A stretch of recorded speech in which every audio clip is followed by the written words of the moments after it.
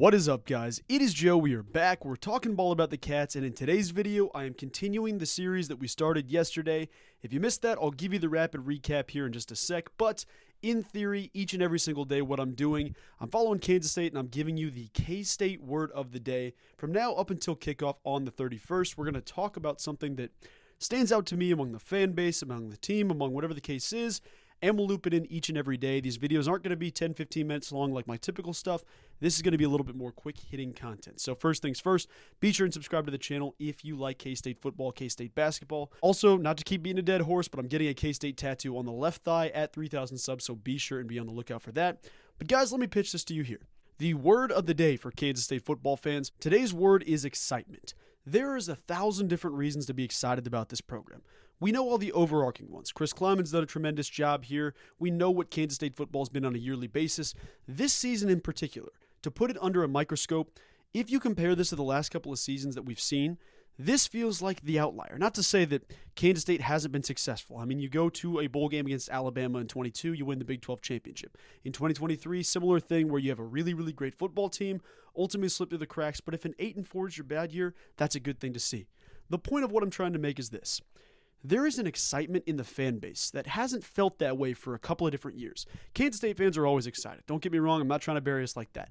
Every single season, whether we're projected to be, third to last in the league versus first, there's always a buzz and excitement because it's Kansas State football season.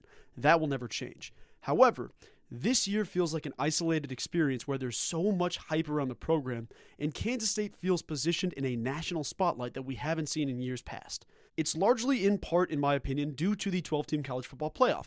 In years past, Kansas State could have the best season, in the last 30 years. They could have a tremendous season. If they lose one game, they don't make the playoff. It's just the reality. It's just the way it goes. That is not the case anymore. K-State has an auto bid to that 12-team college football playoff. And because of that, you put the programs under a microscope. You say, okay, who's going to be competing for it all when that time of the year comes? You look at teams like Kansas. You look at teams like Iowa State. You look at teams like West Virginia.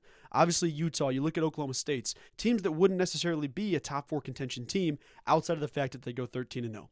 Kansas State has national aura. That's the best way to say this. And you look at it from the quarterback position.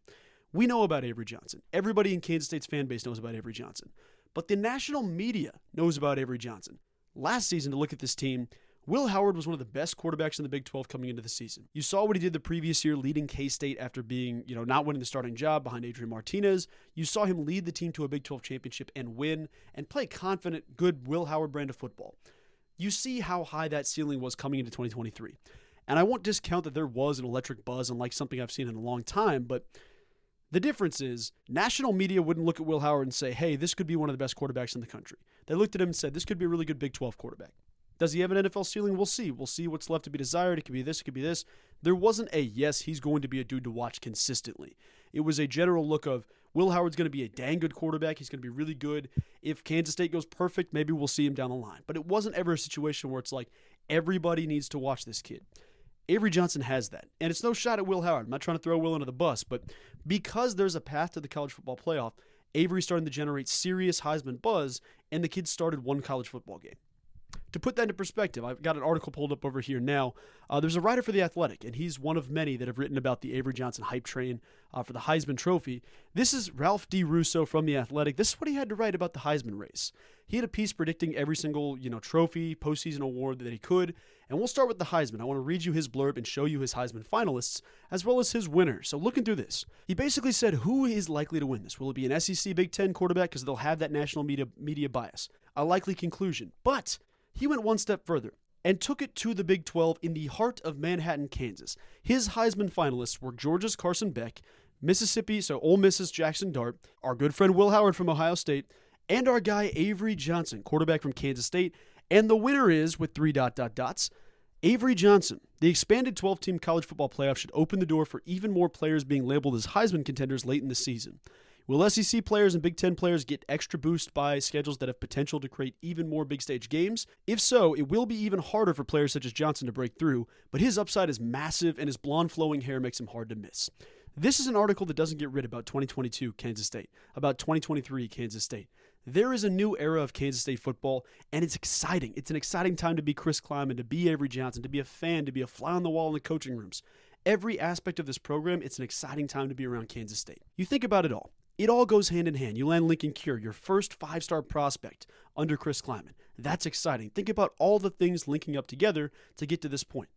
The reason that Kansas State has this, it's not as simple to say it's just Avery Johnson. It's not simple to say it's Dylan Edwards, it's Lincoln Cure, but every single brick in that wall is building towards the new era of Kansas State football, and it's an exciting thing to witness. Every single player on this team is a building block in the foundation. Adrian Martinez from years past, Will Howard from years past, everybody on these teams that have built up to this point are starting to realize what the end goal is in sight, where Kansas State gets to be a national title contender in the Big 12 year in and year out. That's what Chris Klieman's building.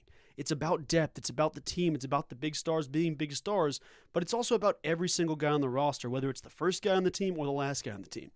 Kansas State has the opportunity that they haven't had in years past. So Avery Johnson, so Dylan Edwards, all these players, these aren't just dudes that'll get Big 12 hype. They won't just be first-team All-Big 12 dudes. They can be first-team All-American dudes. That's the beauty of what Kansas State has on their plate. So obviously the word today is excitement, and I got to tell you, rapid fire, I am so excited about watching Dylan Edwards split out wide, doing his own thing, catching a screen pass, going 80 yards with nobody touching him. I'm pumped to see DJ Giddens tote the rock straight up the middle and run through 4 people. I'm pumped to watch Avery Johnson walk out of the tunnel and win a damn Heisman. I'm excited about everything. But that's the word for today, and I wanted to get that through to you guys. This is such an exciting time to be a K-State fan, and that's why it's the word of the day, so that's going to do it for today's video. I will be back here tomorrow, and I guess I'll make this announcement real quick. I'm working on an audio-only version of the YouTube channel, so I'll talk about that when that comes out. But for now, that's all you need to know. I'm working on some stuff for Spotify, Apple Music. If you're on a flight, if you're downloading something for a long car trip, you should have an audio-only version of these videos, and I should have that out in the next couple of days. So quick update there. Once again, I appreciate each and every one of you guys. I love you. We are getting closer to Kansas State football each and every day, and I can't wait to talk to you here soon. I will see you tomorrow, my friends. Have a wonderful rest of your day. Go Cats.